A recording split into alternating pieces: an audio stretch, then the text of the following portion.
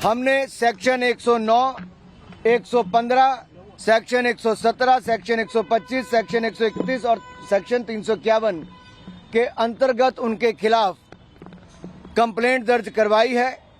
और अगर मैं आपको कहूं तो सेक्शन 109 अटेम्प्ट टू मर्डर है, section 109 is attempt to murder, section 109 is voluntarily causing hurt, section 117 is voluntarily causing grievous hurt, section 125 act of endangering life or personal safety of others, section 121 use of criminal force and section 351 criminal intimidation। इसको लेकर जब हमने ये इन धाराओं के अंतर्गत ये complaint दर्ज कराई है तो सीधे तौर पर ये दिखाता है कि राहुल गांधी जी ने एक सोची समझी तरीके से जो रास्ता तय किया गया था उस पर नहीं गए।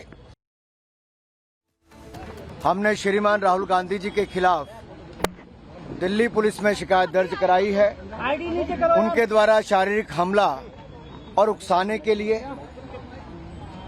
और जो हमने कंप्लेंट दर्ज कराई उसमें हमने विस्तार में बताया है कि जो घटनाक्रम आज सुबह हुआ पार्लियामेंट के मकर द्वार के बाहर, जहां एनडीए के सांसद शांतिपूर्वक तरीके से कांग्रेस के झूठ के प्रोपेगेंडा को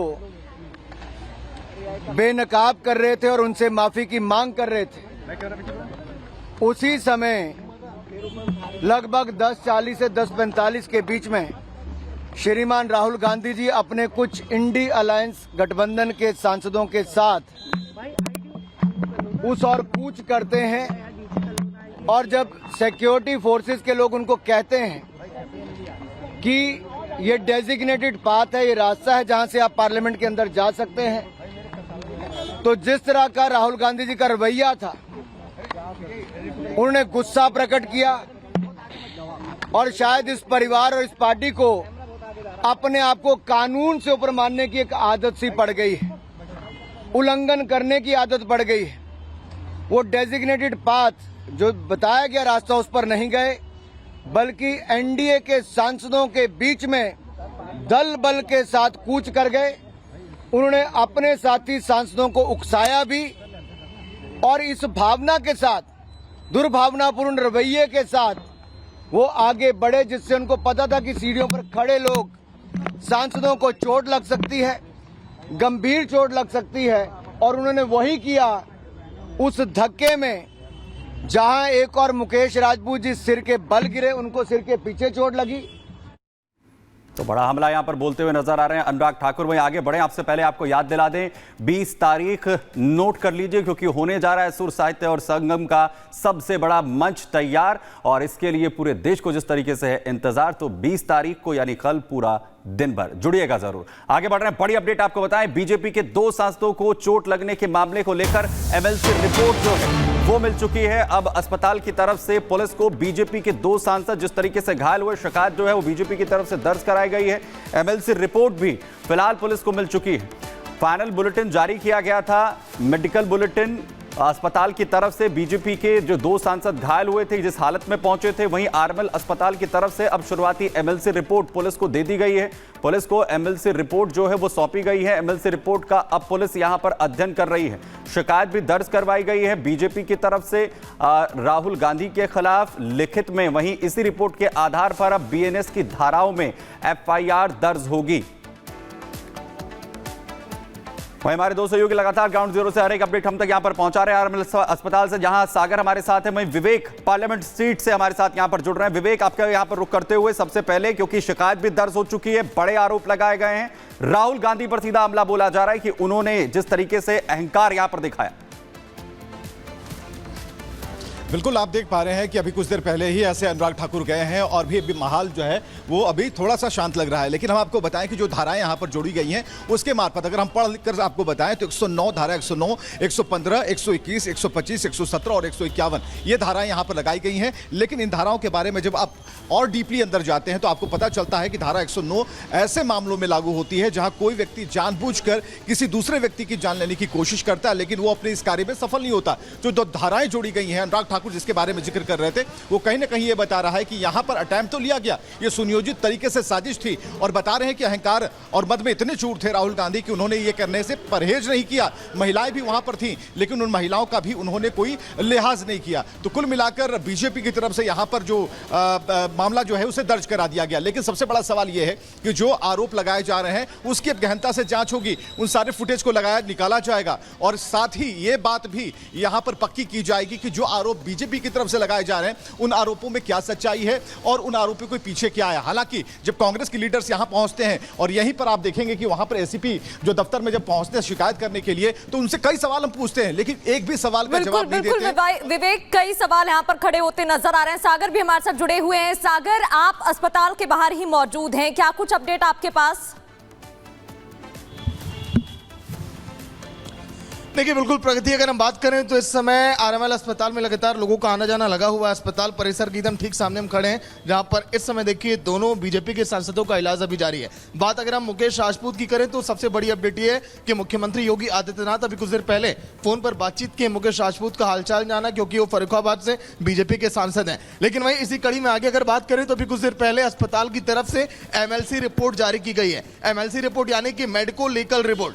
मेडिको लीगल रिपोर्ट के आधार पर ही आगे देखिए कार्रवाई अब तय की जाएगी कि आखिर राहुल गांधी पर बीएनएस के तहत कौन कौन सी धाराएं लगाई जाएं, क्योंकि बीजेपी ने इस समय शिकायत दर्ज करा दी है राहुल गांधी के ऊपर, और उस मेडिको लीगल रिपोर्ट के आधार पर अब आगे धाराएं लगाई जाएंगी राहुल गांधी पर। फिर उसके बाद एक्शन लिया जाएगा, क्योंकि लगातार जिस तरह से बीजेपी के महिला सांसदों ने भी आरोप लगाया कि हाँ, राहुल गांधी ने धक्का मुक्की की है, कि आखिर महिलाओं के साथ इस तरह का दुर्व्यवहार क्यों और सदन के अंदर इस तरह का दुर्व्यवहार क्यों किया गया। राहुल गांधी बड़े आरोप सीधे तौर पर लगाए जा रहे हैं बीजेपी की ओर से। वहीं संसद परिसर में बीजेपी सांसद प्रताप सारंगी के सिर पर चोट लगी और आरोप विपक्ष के नेता राहुल गांधी पर लगे। सारंगी ने राहुल गांधी पर धक्का देने का आरोप लगाया है और आखिर कैसे अब राहुल गांधी पर सवाल खड़े हो रहे हैं, देखिए रिपोर्ट।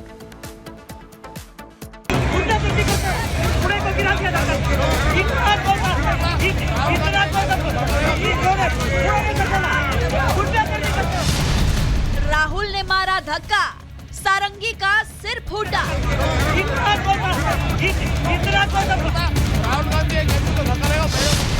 अस्पताल में भर्ती सारंगी, राहुल की आई सफाई।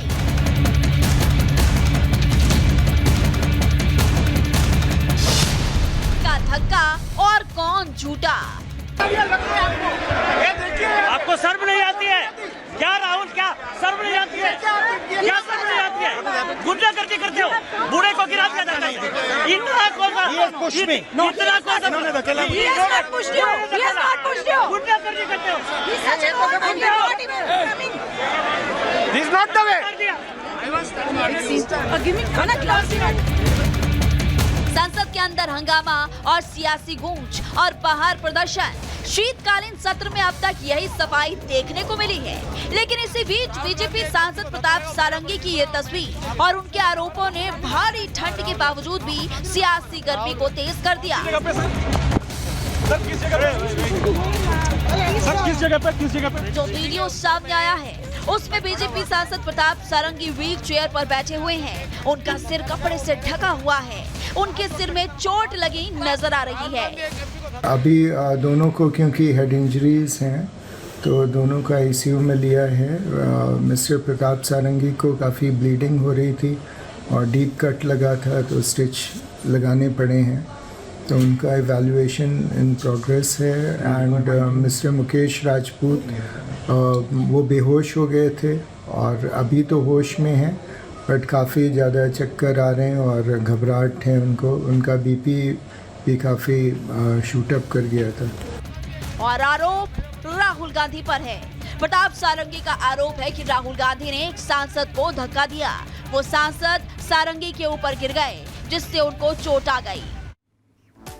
और अब बात करेंगे साहित्य के उस मंच की जिसका पूरे देश को इंतजार है। हिंदी साहित्य का सबसे बड़ा मंच जहां होगा साहित्य, सुर और शक्ति का संगम। तो आप भी दिन और तारीख नोट कर लीजिए, 20 दिसंबर दिन शुक्रवार, आर भारत पर दिन भर।